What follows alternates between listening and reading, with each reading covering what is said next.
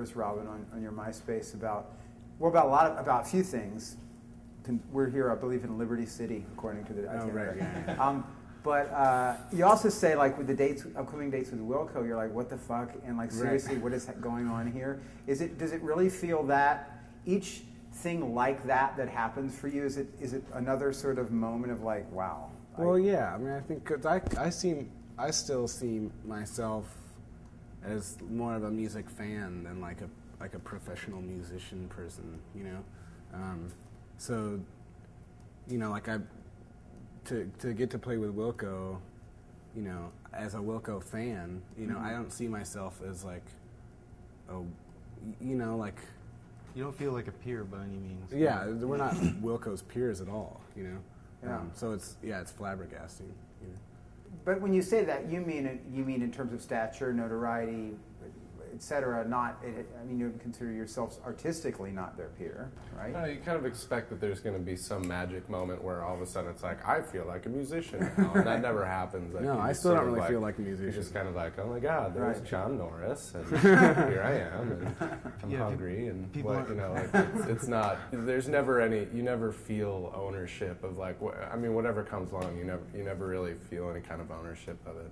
And then I think once that does happen, that's kind of when you become like a douchebag or something. Yeah. You have a sense of entitlement. You know, you touched on something earlier, Robin. I forgot in what context, but it's a question that I wanted to sort of get at because it's one that seems to be raised a lot in talking about you guys, and that is the extent to which you sort of see yourself as kind of revivalists of a sound, whether it's a sound from 40 years ago or 140 years ago, or whether what you're doing essentially is creating something that is in its own way modern. Well, I think, to me, here's what I've gleaned from years of attempting to write music. I've found that if you try and write something specifically that new sounding, then I don't know. In my experience, that somehow diluted what I was doing. You know, if I tried to work on something that was like completely non-affected by the world around me, I found that like the only time that the music that I've written, you know, in the bedroom or whatever, that was really cool was when I didn't really care if it sounded new or old or whatever. You know, like it was just. I think that's just something like you have to be lucky to get. You know, like you just have to be. You have to be the lucky dude with the right sensibility that you're totally brand new, you know, and everyone hears it as new, and you're this, you know, special dude. And if you're not that, you know, the best thing to do is just like I've found, just write songs that you like think are okay, you know, and not really worry about sounding old or new, you know. Like I think it just comes down to. It's kind of luck almost, you know, like, or in some ways, like, the newness thing, you're in a way like inhibited by your own sensibilities, you know. And at the same time, you know, with like, to me, one of the like potential pitfalls of like, you know, the notion of revivalism is that you're speaking outside of your own personal experience, right? And I think.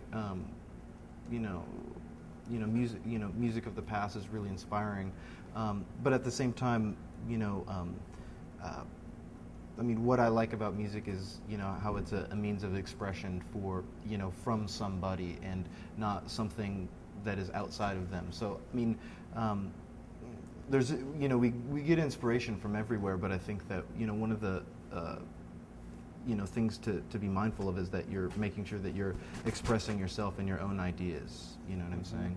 And so there is, you can't really escape yourself creatively, and so although some people may interpret it, you know, old or however new, it's just coming from us, sort of a thing, and there's not much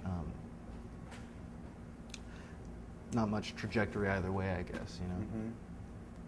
Music is, to me, like, I mean, it's it's about escapism. Like even songs that are confessional and are about things that are ugly, the whole point of it is to turn it into something like cathartically transformative, like turn an ugly or confessional or painful thing into something that's enjoyable to listen to in the course of 2 minutes, you know. Which is musically certainly what so much of this record does. It's joyous and it's exuberant, and yet there is a lot of kind of what he's alluding to. There is a lot of death sort of woven throughout lyrically throughout the record. Yeah. Is there any? Can you point to any particular reason for that? The songs were all kind of written at similar times, you know, and I think just that time was particularly, morbid, I guess. I read that you wrote it, a lot of it anyway, in some sort of like kind of cold, dark place. Yeah, my apartment was pretty dark and dingy, and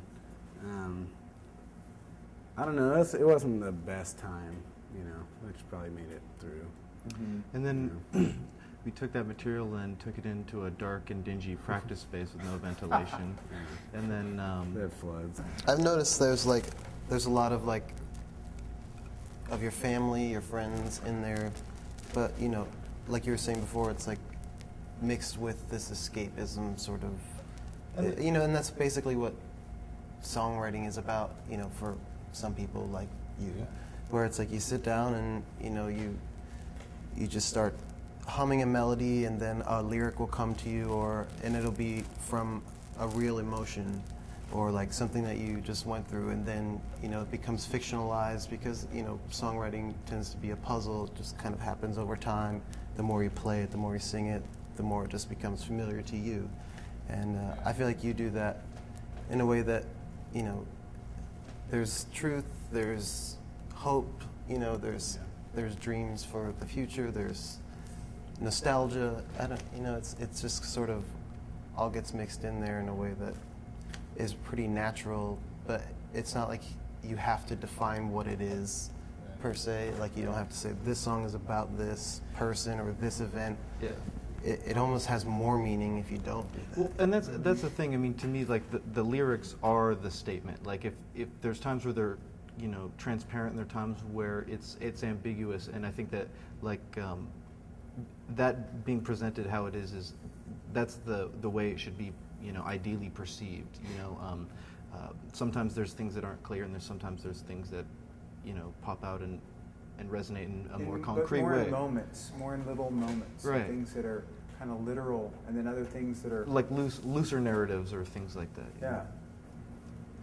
Well, it's great to get this time with you guys, and I hopefully we'll see you later in the year. It's I try to. Adjectives are like, you know, you're always sort of grasping them for them, but I really think it's a beautiful record, and I think it's one that grows on people, and and hopefully it's just going to, more and more people will discover it as the year goes on. So all the best. Rad. And, Thanks a lot. Yeah, appreciate it. Totally do. Thanks, man.